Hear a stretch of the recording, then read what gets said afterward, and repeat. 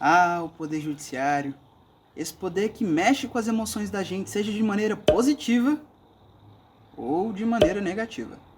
Mas o que significa esse poder judiciário aqui no Brasil? É isso que eu vou te explicar nesse vídeo. Vamos lá?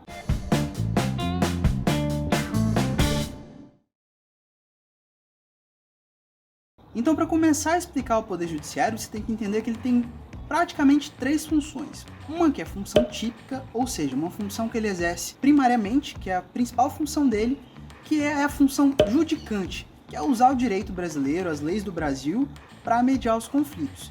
E as outras duas funções são funções atípicas, que ele exerce secundariamente, que são a função administrativa, quando ele, por exemplo, abre licitação para contratar algum serviço de limpeza para os tribunais, e a função legislativa, quando ele elabora suas próprias normas, seus regimentos internos.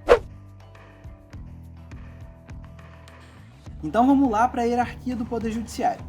Bom, o Poder Judiciário é dividido em fases, que a gente chama de instâncias. Na primeira instância, a gente tem os juízes federais, os juízes estaduais, do Distrito Federal e dos territórios. Eles ficam nas varas. Eles vão tomar decisões sozinhos, ou seja, sem auxílio de ninguém, e ali vão usar o direito para mediar os conflitos, assim como cabe a função judicante do Poder Judiciário. Se essa ação couber recurso, ou seja, se ela puder ser levada para uma outra instância, ela passa então para a segunda instância, que é onde fica os tribunais regionais federais, os tribunais de justiça dos estados, do Distrito Federal e dos territórios. Lá quem atua são os desembargadores e as decisões são tomadas de maneira colegiada, ou seja, com mais de uma pessoa para decidir, desde que se respeite também a maioria. Essa decisão só pode ser tomada por uma maioria que vota a favor ou contra essa decisão.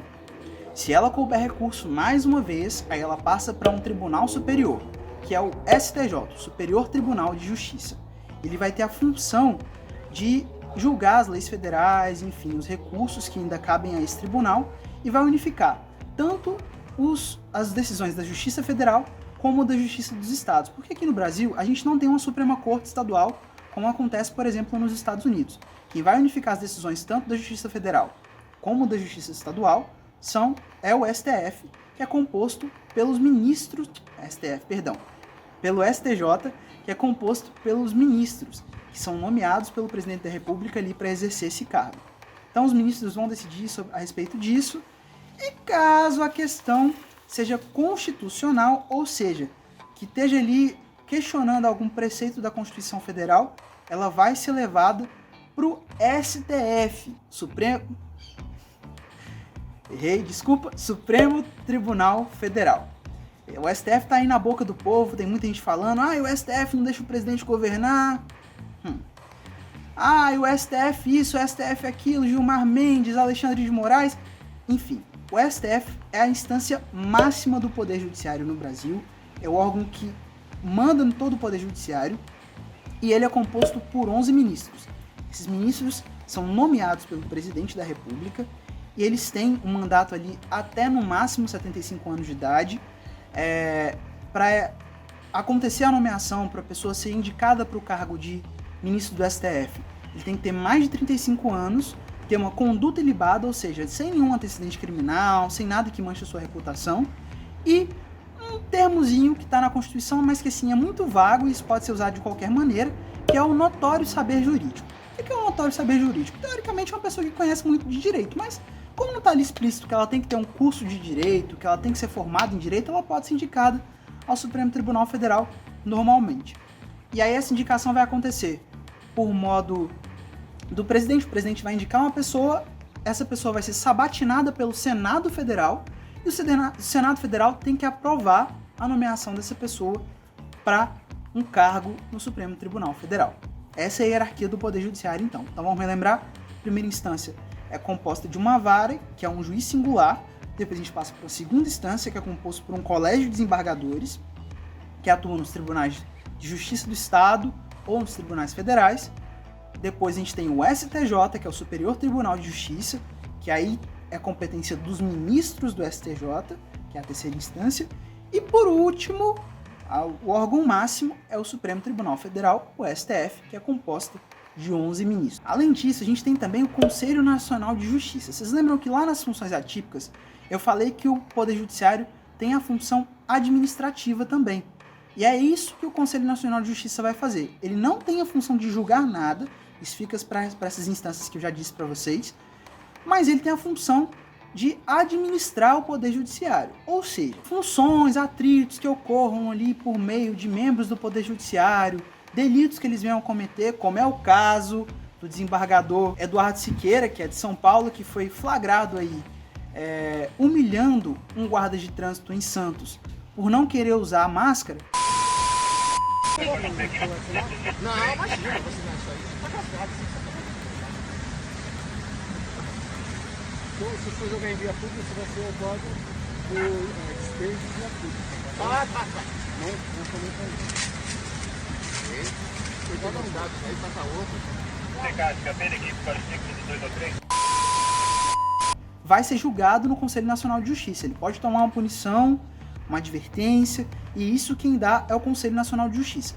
Interessante vocês saberem também que quem exerce a função de presidente do Conselho Nacional de Justiça é também o presidente do STF. Obrigatoriamente, o presidente do STF é o presidente do Conselho Nacional de Justiça. E qual que é a estrutura do Poder Judiciário? Qual que é a estrutura do Poder Judiciário? Bom, o Poder Judiciário pode ser dividido em justiça especializada e justiça comum. A justiça especializada vai tratar de temas muito específicos, como é o caso da justiça do trabalho, da justiça eleitoral e da justiça militar. E ela também tem subdivisões, como é o caso na primeira instância da justiça eleitoral, de um juiz eleitoral, depois você passa para um tribunal regional eleitoral, depois você passa por o tribunal superior, que é o Tribunal Superior Eleitoral, que a gente vai ouvir falar muito nessas eleições que estão chegando aí agora. E assim também acontece com a justiça militar, que tem um órgão, o Tribunal Superior sendo o Superior Tribunal Militar, o Tribunal Superior do Trabalho para a Justiça do Trabalho, enfim, essa é a justiça especializada, vai tratar de temas muito específicos. E a justiça comum, que é, por exemplo, a justiça estadual e a justiça federal. A gente tem também juizados especiais que vão julgar casos menos complexos e com mais rapidez, como é, por exemplo, o caso do juizado de pequenas causas, que atua aí mais ou menos no direito do consumidor. Para que o Poder Judiciário funcione direitinho, ele tem que ter uma série de garantias, como, por exemplo, a autonomia administrativa, ou seja, eles têm autonomia para se regular, para eleger quem vai fazer parte de determinado órgão, como o Conselho Nacional de Justiça, ou contratar serviços de licitação para a limpeza dos tribunais. Ele tem também a autonomia financeira, os recursos destinados a eles, eles vão poder administrar, saber onde é que eles vão aplicar melhor, enfim.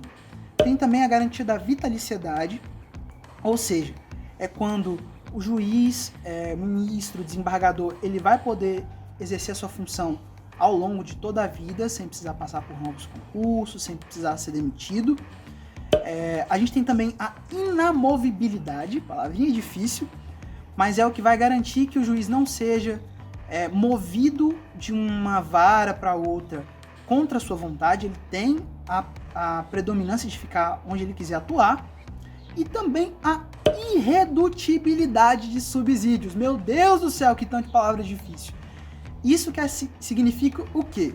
Que o juiz não pode ter o salário diminuído. Uma coisa que a gente poderia alterar, por exemplo, né?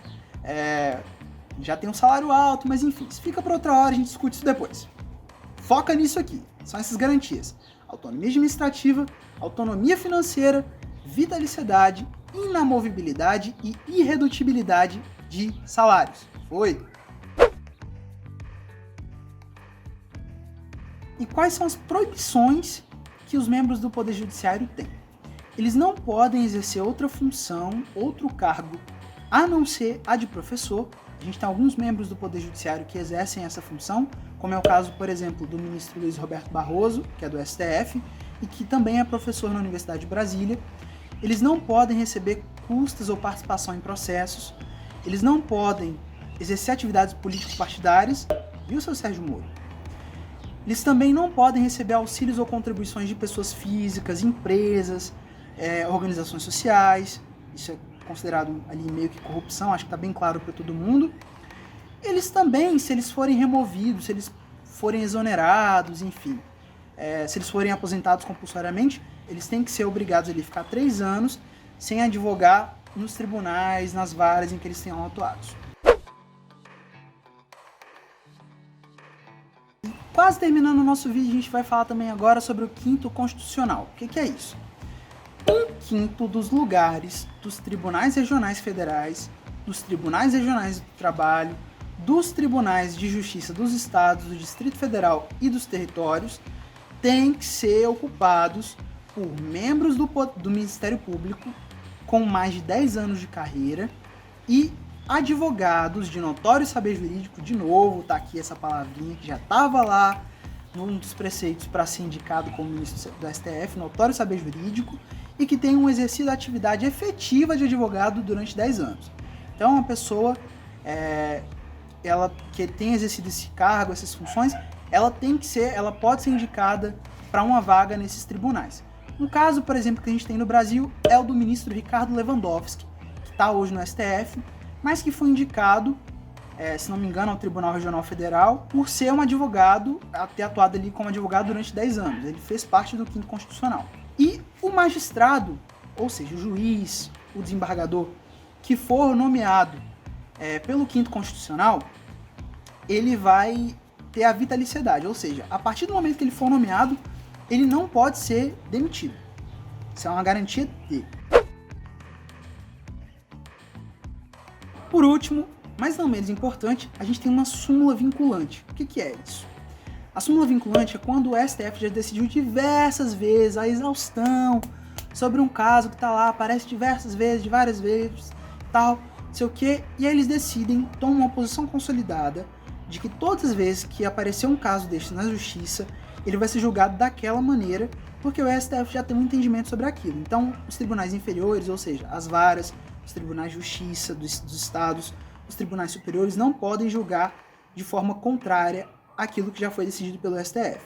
E já tem um entendimento maior sobre. Isso acontece para desafogar um pouco o STF, que recebe diversas ações, enfim, isso pode acontecer muito. É isso, o Poder Judiciário, é isso tudo, é isso só. Eu espero que você tenha entendido um pouquinho mais sobre como funciona o Poder Judiciário no Brasil. Depois a gente pode levantar outras questões, mas para que isso aconteça, eu quero que você, primeiro, se inscreva no nosso canal se você está assistindo pelo YouTube, ative o sininho para receber as novas notificações. Se você está vendo pelo IGTV, siga o nosso IGTV, @info.simples, para conferir as novidades que estão vindo aí. E também comenta aí o que você quer ver aqui no Simples pra gente descomplicar, pra gente simplificar pra você. Eu espero que você tenha curtido esse vídeo. A gente volta no próximo. Beijos e até mais. Valeu!